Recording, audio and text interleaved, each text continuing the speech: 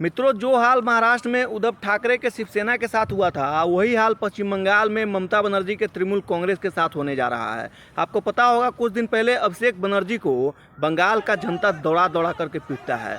उसके बाद कल्याण बनर्जी का नंबर आता है, उसको भी बंगाल का जनता दौड़ा दौड़ा के मारता है। अब साइनी घोष का नंबर आने वाला है। ये जो कंडोम वाली जो महिला है, जो बंगाल चुनाव के दौरान कावा कावा का गीत गा रही थी, अब इसका नंबर कब आ जाए भैया, इसको किसी को पता नहीं है। लेकिन जैसे ही अभिषेक बनर्जी के बाद कल्याण बनर्जी को पश्चिम बंगाल की जनता दोनों को जब दौड़ा दौड़ा करके पीटती है, उसके बाद ममता बनर्जी जो है विधायक दल का बैठक बुलाता है। टीएमसी के पास 80 विधायक है, जिसमें से सिर्फ और सिर्फ 20 विधायक ही पहुंचता है पश्चिम बंगाल की पूर्व मुख्यमंत्री ममता बनर्जी, जिसकी पार्टी तृणमूल कांग्रेस है। अब ठीक महाराष्ट्र के उद्धव ठाकरे के जैसा हाल होने वाला है भैया। जो उद्धव ठाकरे के शिवसेना के साथ हुआ था, वही हाल पश्चिम बंगाल में तृणमूल कांग्रेस के साथ होने जा रहा है।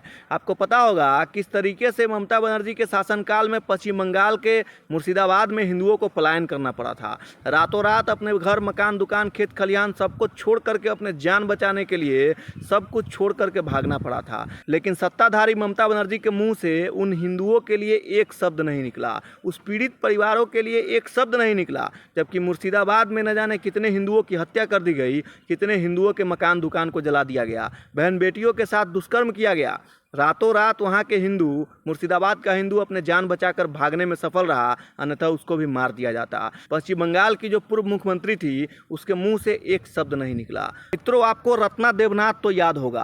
आरजीकर पीड़िता की जो माँ है रत्ना देवनाथ, इनको भाजपा ने टिकट दिया और ये चुनाव भी जीत गई। ये कहते हैं कि अभिषेक बनर्जी पे जो हमला हुआ है या फिर कल्याण बनर्जी के ऊपर जो हमला हुआ है, ये उनके कर्मों का फल है। आपको पता होगा कि रत्ना देवनाथ की जो बेटी थी, आरजीकर मेडिकल कॉलेज की एक छात्रा थी। उस छात्रा के साथ में पहले सामूहिक दुष्कर्म किया जाता है, फिर उसकी निर्मम हत्या कर दी जाती है। लेकिन उस समय वर्तमान में जो पश्चिम बंगाल की मुख्यमंत्री ममता बनर्जी थी, उसने एक शब्द नहीं बोला, उसके मुंह से एक शब्द तक नहीं निकला। उस पीड़ित परिवार को, रत्ना देवनाथ जी के परिवार को न्याय दिलाने के लिए ममता बनर्जी ने कोई कठोर कदम नहीं उठाया। लेकिन कहते हैं भैया कि समय का चक्र है, घूमता जरूर है। आज ऐसा चक्र घूमा है कि ममता बनर्जी के भतीजे अभिषेक बनर्जी को बंगाल की जनता दौड़ा दौड़ा करके मार रही है। उसके बाद कल्याण बनर्जी को मारा जा रहा है। और ये जो साइनी घोष कंडोम वाली जो महिला है, इसको भी खोज जारी है। ये तो नुकाया हुआ है, छुप गया है, इसको भी जनता खोज रहा है। ये कंडोम वाली जो महिला है, जिसने शिवलिंग पे कंडोम लगा करके एक फोटो पोस्ट की थी और बंगाल चुनाव में कावा कावा गाना गाई थी, इसको अब बंगाल की जनता खोज रही है। लेकिन ये भी फरार चल रही है। कहते हैं कि भैया कर्मों का फल मिलता जरूर है, थोड़ा लेट से ही सही, समय का चक्र बदलता जरूर है। तो आज ममता बनर्जी की पार्टी जो है टूटने के कगार पे है। महाराष्ट्र में जो शिवसेना का हाल हुआ था, उद्धव ठाकरे का हाल हुआ था, वही हाल पश्चिम बंगाल में तृणमूल कांग्रेस का होने वाला है और वही हाल ममता बनर्जी के साथ होने वाला है। वैसे आप क्या सोचते हैं, इस खबर को लेकर के अपनी प्रतिक्रिया जरूर दीजिएगा। लेकिन अंत में सिर्फ इतना ही कहना चाहूँगा, ममता बनर्जी के लिए अभी तो बस शुरुआत है। पश्चिम बंगाल की जनता ने तो अपना रिएक्शन दिखाना शुरू किया है। वही अभिषेक बनर्जी है जो कभी अमित शाह को धमकाया था, कहा था कि 4 जून के बाद कलकत्ता में अमित शाह को देख लिया जाएगा।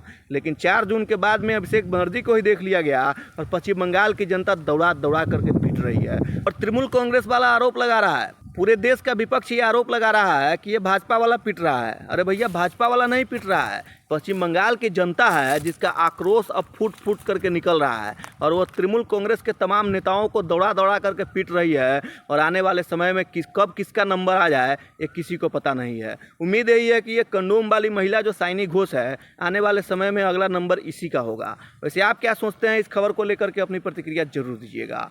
जय सिया राम।